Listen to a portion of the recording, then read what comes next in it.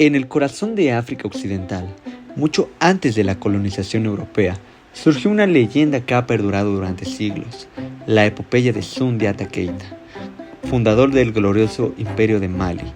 Este relato no solo es una historia de héroes y reinos, sino una joya de la tradición oral africana que aún resuena entre los griots del pueblo mandinga. Muy buenas tardes, días, noches. Mi nombre es Héctor Campos Marroquín y el día de hoy vamos a analizar la epopeya de Sundiata.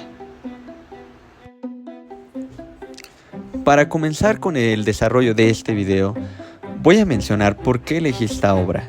Esta obra la elegí ya que el semestre pasado en mi clase de África, el profesor Marco nos dejó leer un capítulo de este relato para incentivar en clase el análisis de la tradición oral y consecuentemente la tradición escrita, la cual fue impuesta por el colonizador. Leí el primer capítulo y la verdad me llamó mucho la atención la historia. Me gustó mucho cómo el autor Niané estructura la narrativa del texto. Sin embargo, solo leí ese primer capítulo y verdaderamente me quedé picado con la historia. Afortunadamente este semestre, con la realización de este trabajo final, pues aproveché para de este trabajo final hacerlo de este texto y así por fin terminarlo de leer. Pero bien, este video tiene la finalidad de analizar y reflexionar sobre este texto y recuperar los elementos que Niané, el autor, nos ofrece en sus narrativas. Así que, bueno, comencemos. La epopeya de Sundiata es una narración oral transmitida por los griots, los cuales son guardianes de la memoria histórica del pueblo mandinga. Este relato fue conservado oralmente durante varios siglos hasta que fue recopilado y transcrito por el escritor guineano Niané en la década de 1960, quien se basó en la narración del griot Mamadou Kouyaté. Antes de comenzar con este análisis, para entender el desarrollo de este escrito es fundamental hablar sobre el autor, el cual ya se hizo mención con anterioridad, quien es Tanzimir Niané. Niané nació el 9 de enero de 1932 en Conakry, Guinea. Es un historiador, dramaturgo y cuentista africano. Tras cursar estudios secundarios en Dakar, Senegal, Niané se graduó en Historia en 1959 por la Universidad de Burdeos, Francia. Impartió docencia en Conakry y en el Instituto Politécnico antes de incorporarse al Instituto Básico de África Negra en Dakar. El primer trabajo académico de Niané fue en 1959, el cual fue Los estudios del Imperio de Mali. Posteriormente, en 1961, publicó la historia de África Occidental en coautoría con Jean Canalé. Sin embargo, su trabajo más famoso llegó hasta 1960, un año antes, con Sundiata, una epopeya del antiguo Mali, la cual es una recreación sumamente lograda de la vida y la obra del ilustre fundador del imperio maliense en el siglo XIII, la cual es narrada por un narrador tribal. Entre sus otras obras se incluyen una colección de cuentos, Mary, en 1975, y dos obras de teatro históricas, Sikasso y Chaka. Niané fue miembro del Comité Científico de la Ruta del Esclavo, el cual fue un proyecto de la UNESCO. Además, también fue presidente de la Sociedad Africana de Edición y Comunicación en Conakry y de la Organización para la Memoria y el Patrimonio. También fue profesor honorario de la Universidad Howard en Washington, D.C. y en la Universidad de Tokio. Lamentablemente, Niané falleció en Senegal el 8 de marzo del 2021 a los 89 años de edad a causa del coronavirus. Durante su formación en la Universidad de Burdeos en Francia, Niané centró toda su tesis doctoral precisamente en el Imperio Mali, entrevistando a griots y más precisamente a Mamadou Kouyaté para recopilar y estudiar y cortejar los relatos de la tradición oral.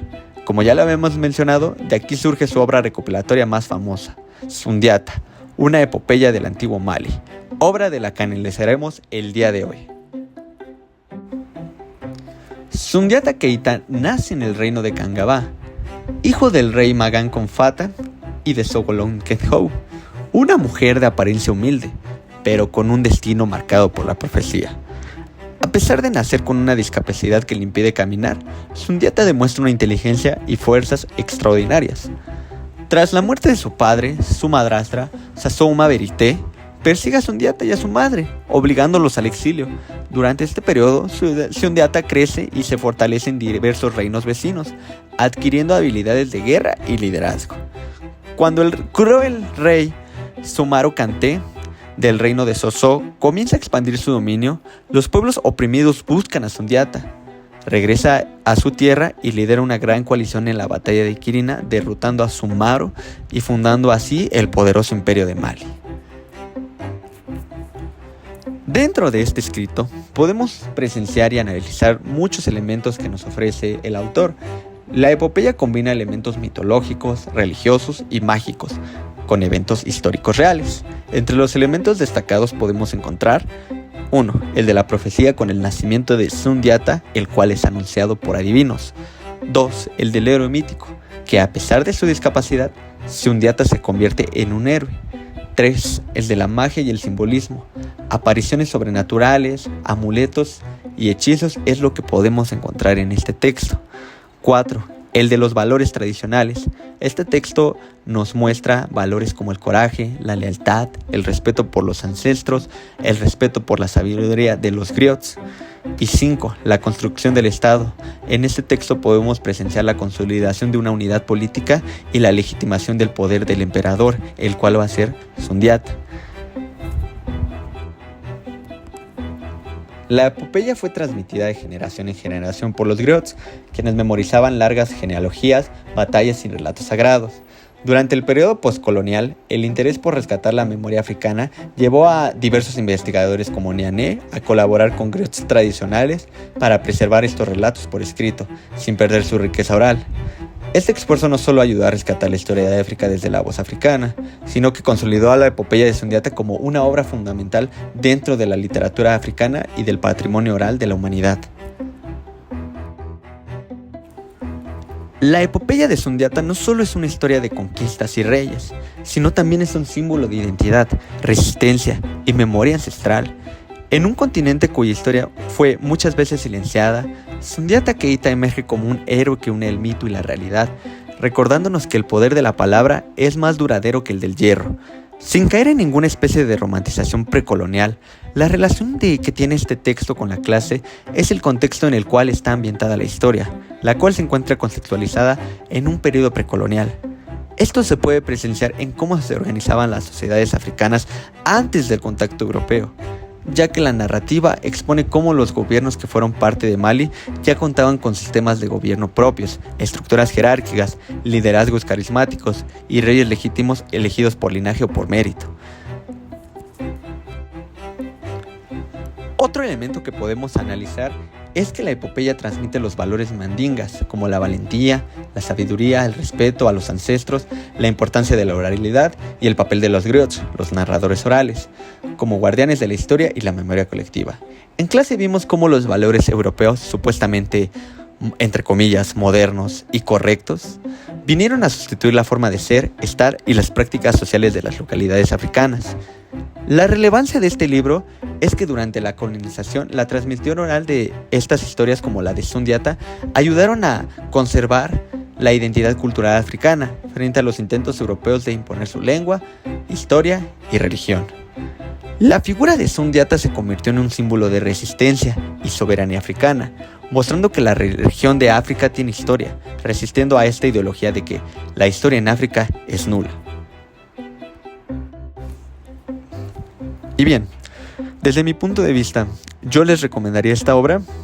Pues personalmente sí les recomendaría esta obra, ya que es muy interesante y desde mi concepción yo entendí esta obra como parte también de la superación personal que uno puede tener como ser humano. Y me gustó mucho, ya que pues pude rescatar diversos elementos narrativos que nos brinda el autor, los cuales, por ejemplo, uno de ellos fue que se describe perfectamente la organización política y social, también el entendimiento cultural y el desarrollo personal de estas localidades antes de la llegada del colonizador. Creo que es una obra que te muestra muy bien cómo era un antes y un después, bueno, no un después, sino un antes de la llegada de la colonización en África. Quizás también la obra puede llegar a ser un tanto complicada de leer en un primer inicio, ya que pues se manejan muchos tecnicismos, muchas palabras que pues a lo mejor uno no puede entender en una primera leída. También la narrativa no puede llegar a ser lineal o explícitamente temporal. Y bueno, creo que por esta parte sí puede llegar a ser un poco difícil, ya que es una lectura pues totalmente distinta, fuera de lo que hemos estado acostumbrados a leer. Pero bueno, una vez ya que comienzas a clavarte, pues es imposible no enojarte con la madrastra de Sunyata o emocionarte por la superación que tiene este personaje al final de la obra. Y bien, con esto pues ya llegamos al final de este análisis.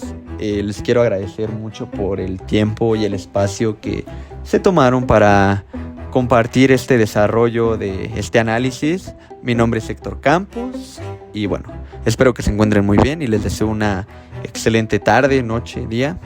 Y bueno, les mando un saludo cordial. Muchas gracias.